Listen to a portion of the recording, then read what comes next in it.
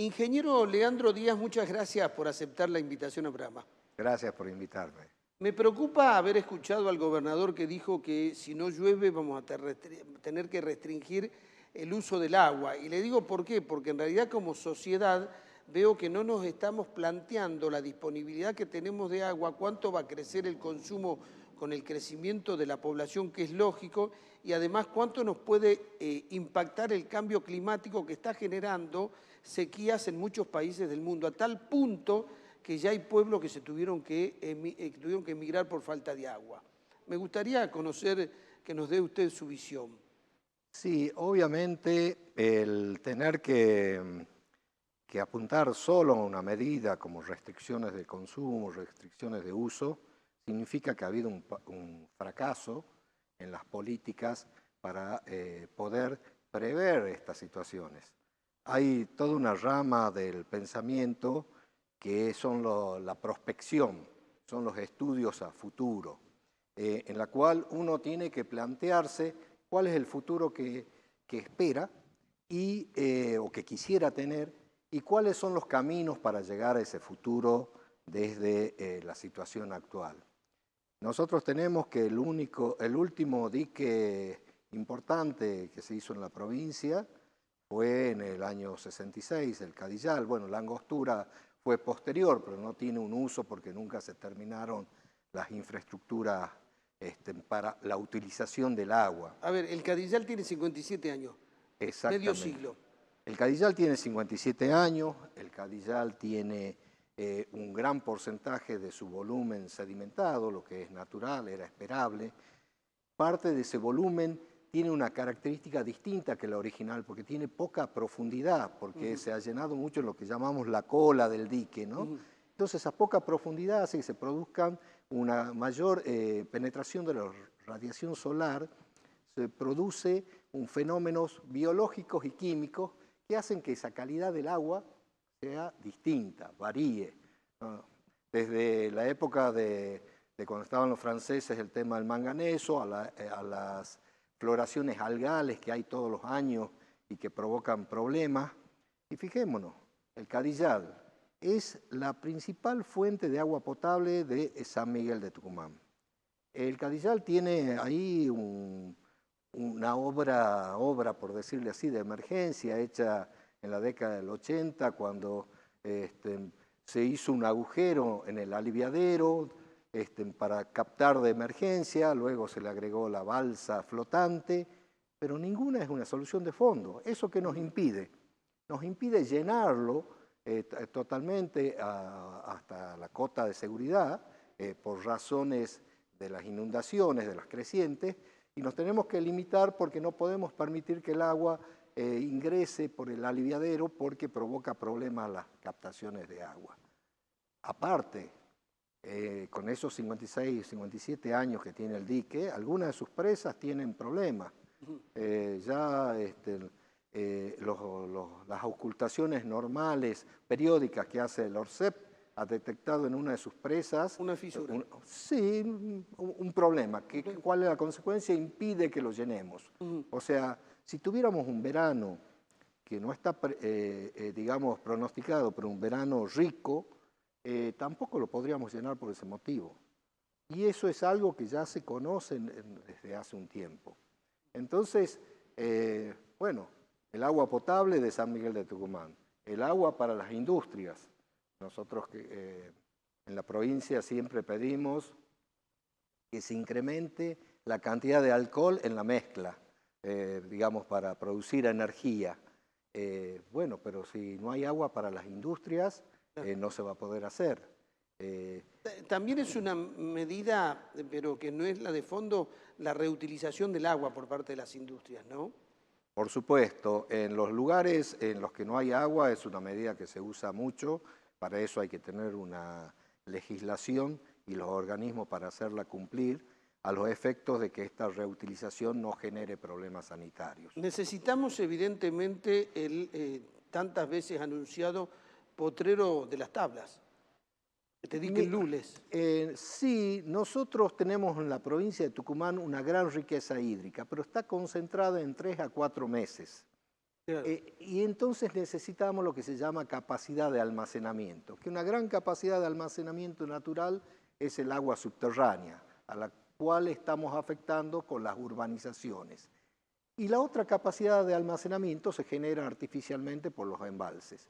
Necesitamos potrero en las tablas y también necesitamos potrero del Clavillo, porque ya en el sur también hay Claro. industrias, hay, en la ciudad de Concepción podría tomar agua desde ahí. Y hacer pequeños embalses para embalsar agua y ir administrándola, y Sí, además de alguna manera manejar todo lo que es el curso de los ríos. bueno, lo que usted me está planteando básicamente es lo que se llama la gestión integrada del agua. Ujú. Lo que nosotros necesitamos es gestionar el agua de forma integral, para todos sus usos, para agua potable, para industria, para riego, también para esparcimiento y también gestionar para la seguridad, para que no se produzcan inundaciones.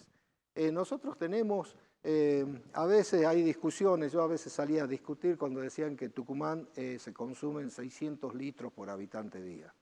No, en todo caso 900 inclusive llegaron a decir, se producen, pero no es que la gente los consuma. Hoy estaba con gente de Mendoza, bueno, de forma virtual, y ellos nos contaban de que en Mendoza, que está medido con macro y micromedición, el 50% del agua es agua no contabilizada, o sea, agua que se pierde y no llega a la gente. Entonces los consumos importantes son ficticios. Claro. Aparte hay que tener una cultura del agua con la gente, de que no deje la manguera abierta, que cuide el agua, ¿no es cierto? Esa es una cosa.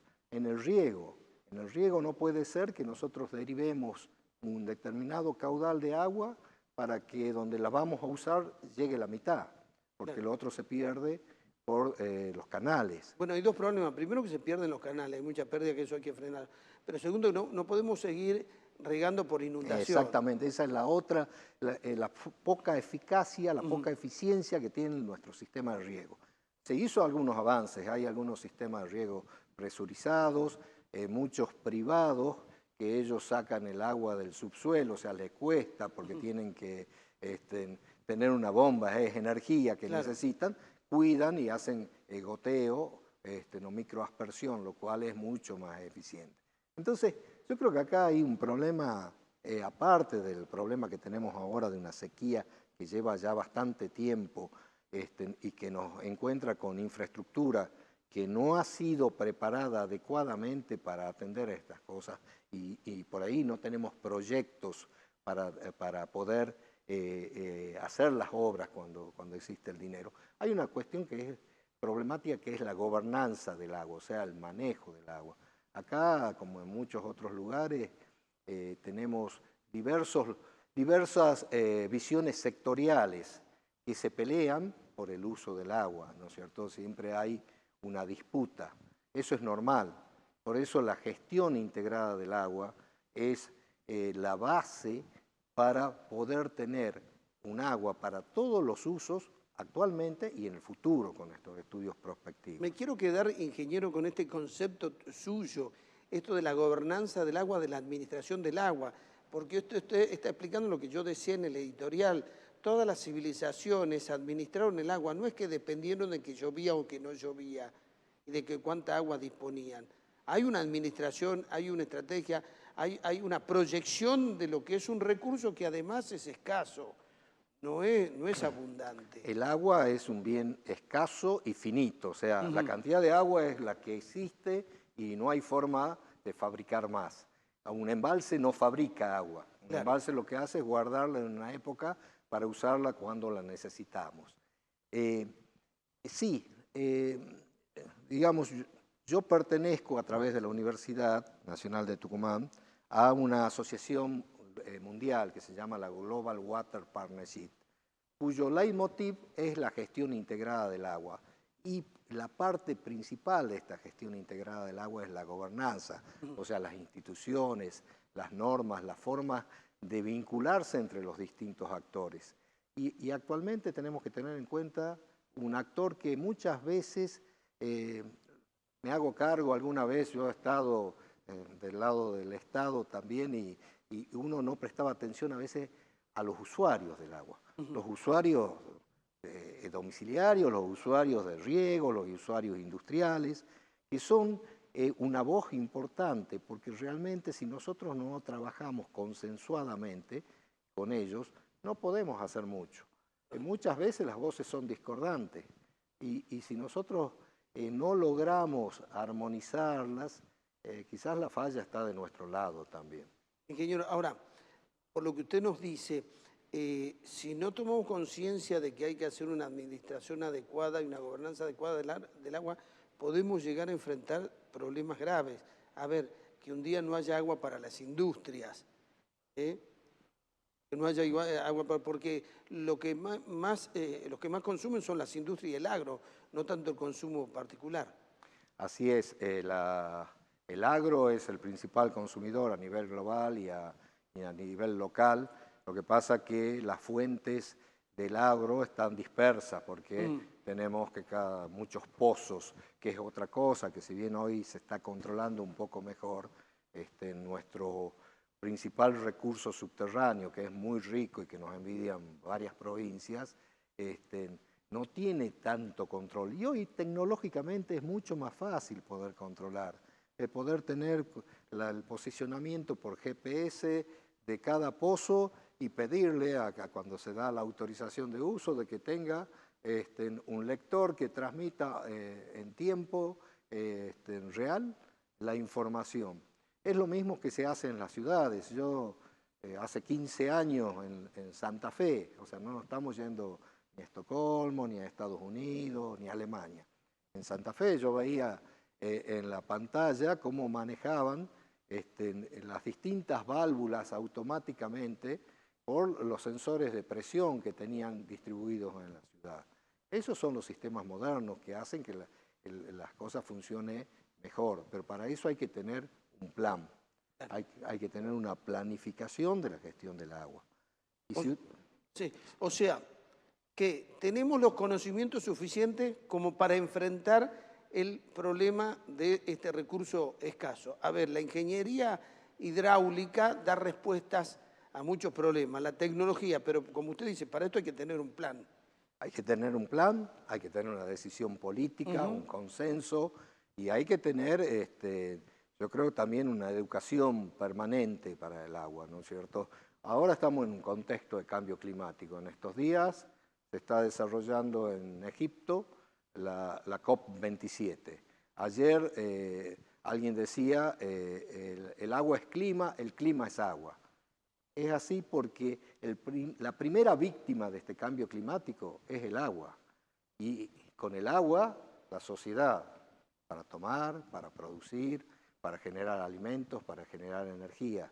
Entonces, tenemos que tomar en cuenta, aparte de todas las medidas que nuestros países en vía de desarrollo son quizás hasta discutibles para disminuir las emisiones de dióxido de carbono, las medidas de adaptación, porque esto que ha venido, estas sequías tan prolongadas, han venido a quedarse. Y esto no quita que tengamos en el verano unas tormentas descomunales que provoquen daños, ¿no es cierto? Es parte de este proceso del cambio climático. Y hay gente que desde hace años está hablando del tema. Yo me acuerdo, en el año 2015 me encontré con el doctor Minetti en una reunión y la verdad que yo me asusté por lo que él me contaba y que, visto en retrospectiva, tenía razón. Se generó un taller a nivel provincial, pero con el auxilio también de la Nación y de organismos internacionales, para generar un plan de gestión de sequías para el NOA y en particular para Tucumán. El plan estaba diseñado, había que elaborar los instrumentos, había que aumentar la toma de colocar sensores para alerta temprana, todo ese tipo de cuestiones. Luego, digamos, quizás se metió la cola la política, la nación, la provincia, no conseguimos los recursos para la implementación. O sea, fue un esfuerzo de la universidad, de entidades intermedias. También estuvo el Estado provincial y nacional, a través de la Secretaría de Medio Ambiente, a través de la ex Subsecretaría de Recursos Hídricos de la Nación, estuvo el Instituto Meteorológico Nacional, el INA. Hubo un aporte bastante importante y ese plan quedó ahí No es la primera vez, en la época de Ortega pasó lo mismo, la universidad tuvo un rol importante con todos los profesionales que enviaron en la legislatura. Yo me acuerdo que salió acá un documento, yo lo leí. Estaba ahí. Ah, usted estaba ahí. Sí. Bueno, ese fue, me Cuando parece que el era primer joven. gran documento donde se decía lo que puede venir, ahí estaban todas las indicaciones. Lo El que está libro faltando naranja. es la voluntad política. A mí me preocupa que Tucumán puede llegar a tener graves problemas de agua. Sí, Por favor. yo creo que Tucumán va a tener problemas, Va a tener y problemas. no solo al corto plazo, si es que no tomamos medidas, sino también al mediano plazo y al largo plazo. Y pueden esas situaciones afectar fuertemente inclusive la economía de la provincia, ¿no? Claro, no solo la calidad de vida de los tucumanos, sino la economía misma. Y sí, cuando Bien. la economía se afecta, afectamos la calidad de Calidad de vida. Bien. Y podríamos tener, no, no quiero ser tremendista, pero cuando se cerraron los 11 ingenios fue un cimbronazo para toda la economía y la sociedad tucumana.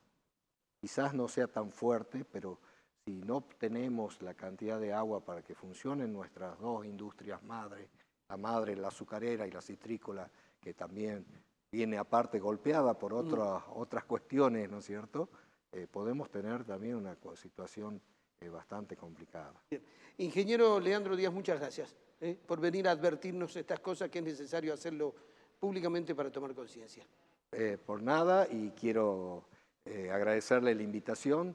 Y hay mucha gente en Tucumán que está trabajando en el tema en distintos aspectos, pero quizás hay que juntarlos a todos, como alguna vez, como usted decía, se hizo en la legislatura, en ese momento, y posteriormente para un caso puntual como fue el tema de la cuenca del Marapa por la Madrid, y trabajar para una provincia mejor, para una mejor calidad de vida para todos. Muchas gracias, ingeniero.